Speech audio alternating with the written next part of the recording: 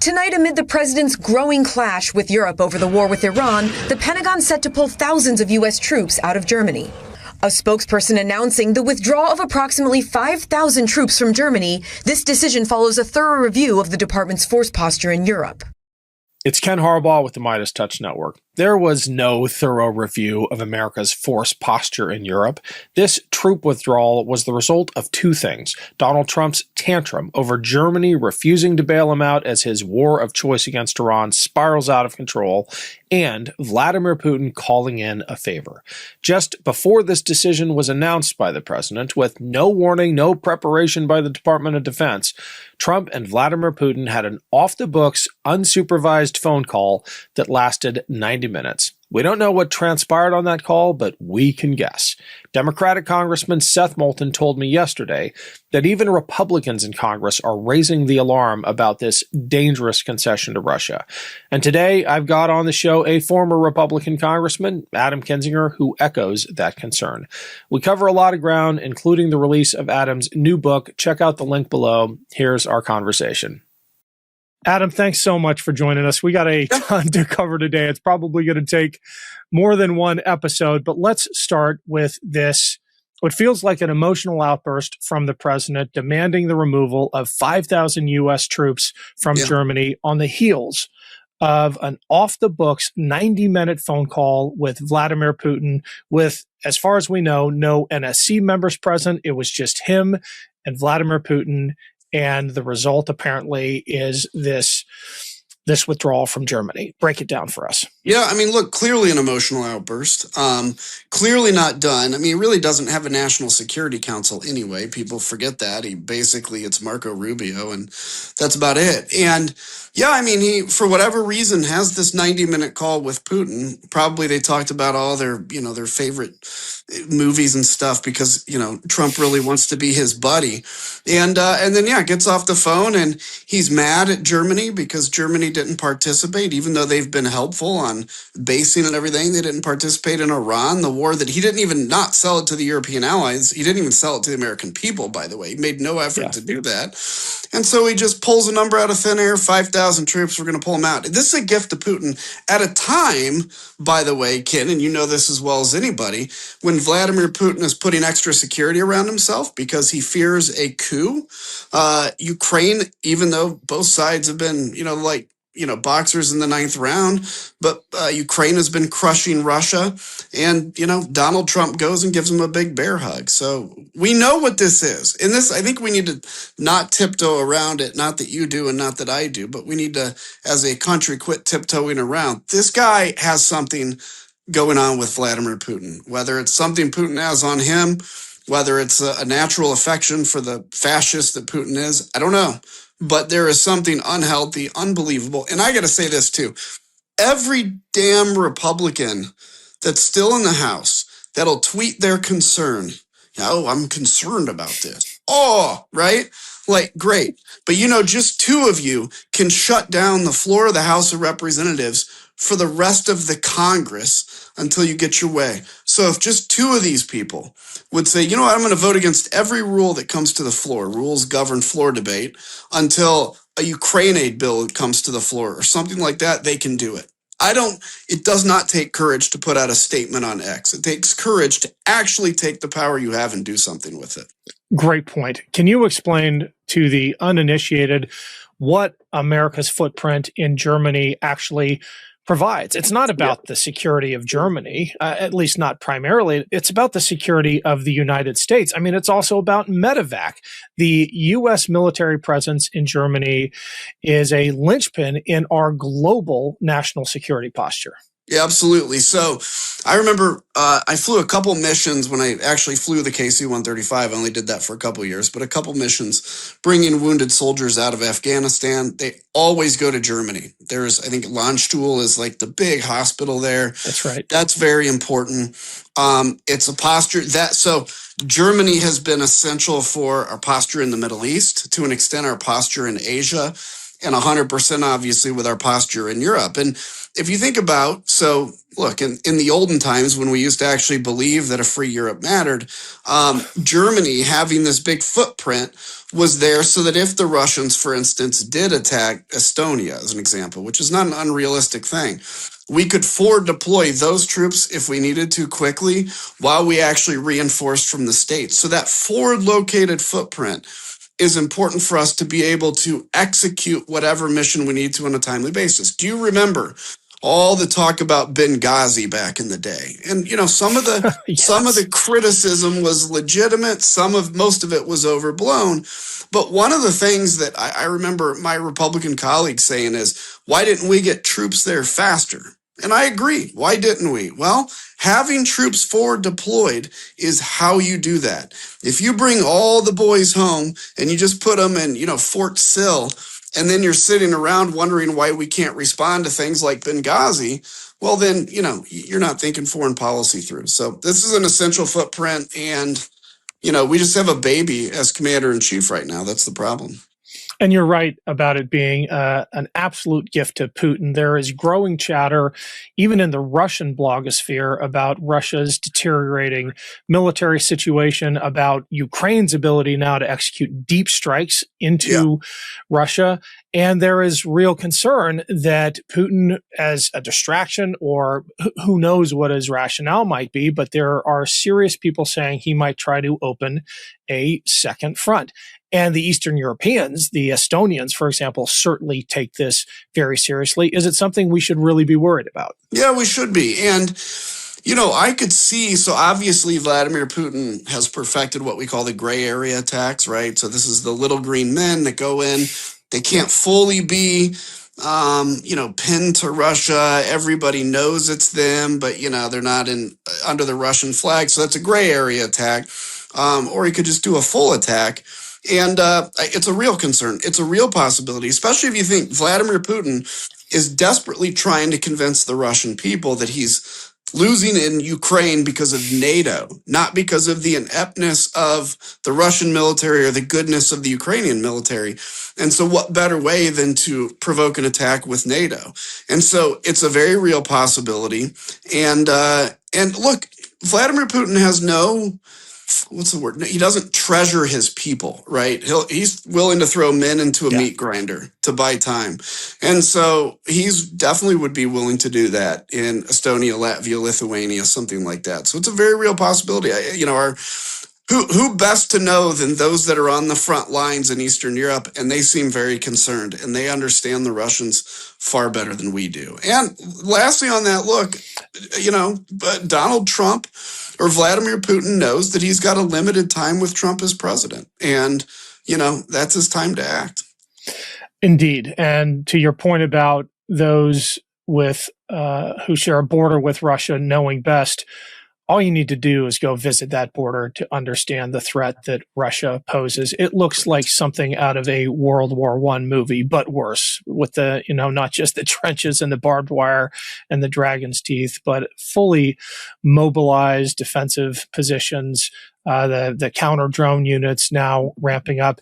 And one other thing, Ukrainians everywhere, helping them out. Ukraine is going to emerge from this war as a superpower. I just wish we had the wisdom and the humility to take their advice. I don't know if there's a question there, but if you want to comment, go for it.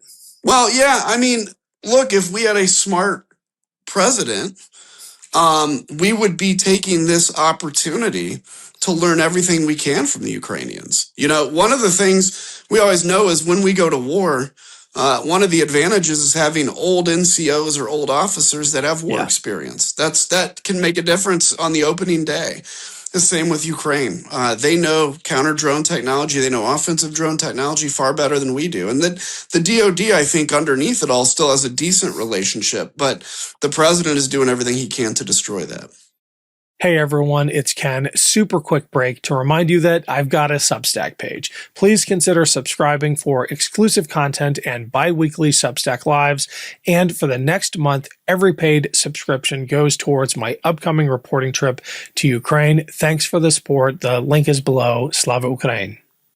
One of the AORs where we have not internalized the lessons that the Ukrainians have paid for in blood is obviously Fifth Fleet and the drone attacks that are still raining down on freighter and tanker ships in the area, and certainly American bases and allied bases. What's your assessment on approaching day 70 of the war with Iran and where things stand? Yeah, I mean, this president clearly has put us in the worst possible scenario of all kinds of bad and maybe a couple good scenarios. We're in the worst, right? What the president should have done is made the case to the American people, clearly, should have made the case and brought an alliance with him. I think he could have brought a few allies if he actually attempted to in this war. And then, you double down on that. And then you make it clear, here are the objectives. Those objectives shift every day, depending on who you're talking to. Here are the objectives, and we are willing to do whatever we need to do to achieve those. And look, I don't think we should put ground troops in Iran, but if you're going to war with clear objectives and it takes ground troops, you need to be willing to do it. If you're not, the one thing you never say to the Iranians is, we're not going to put in ground troops, because you've just given them the roadmap for what they need to do to outlast you. They have the ability to accept a lot of pain. And so if you're like, we're going to do everything except anything on the ground, they know, well, we can sustain an air attack.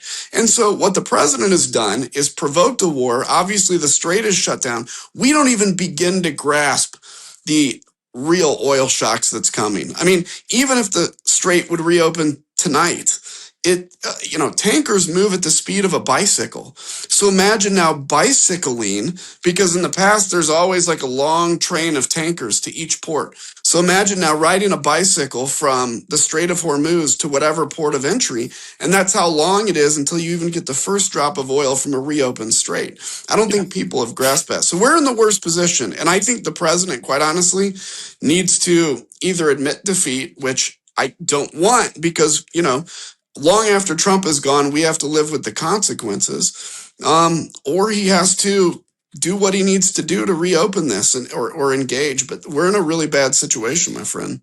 One of the other things this administration has really failed to appreciate, I think at the top of the list, is the strategic vulnerability of the Strait of Hormuz, maybe a close second to the difficulty of securing the nuclear stockpile, the enriched uranium that the Iranians have.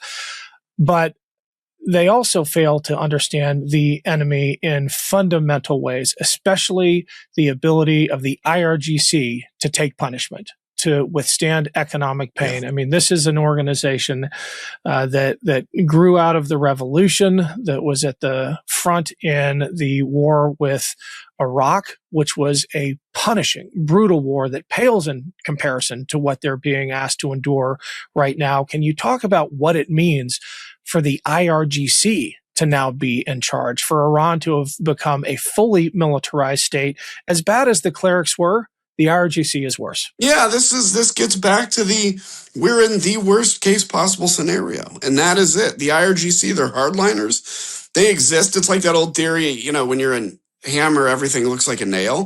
The IRGC is built to be a hammer. So everything looks like a nail to them. This is the worst case scenario. And here's the crazy thing. The DIME model, right? Diplomatic, information, military, economic. Those are the four tools you have to use to win a foreign policy battle. The military tool, we do well. And I would even argue that the military did what it was asked to do in Iran. The problem is, you couple that. You're supposed to couple that with economic pressure. Only recently did we even embargo Iranian oil. In fact, we lifted sanctions on it at the beginning of the war. Diplomacy, who the hell knows what's going on? And information.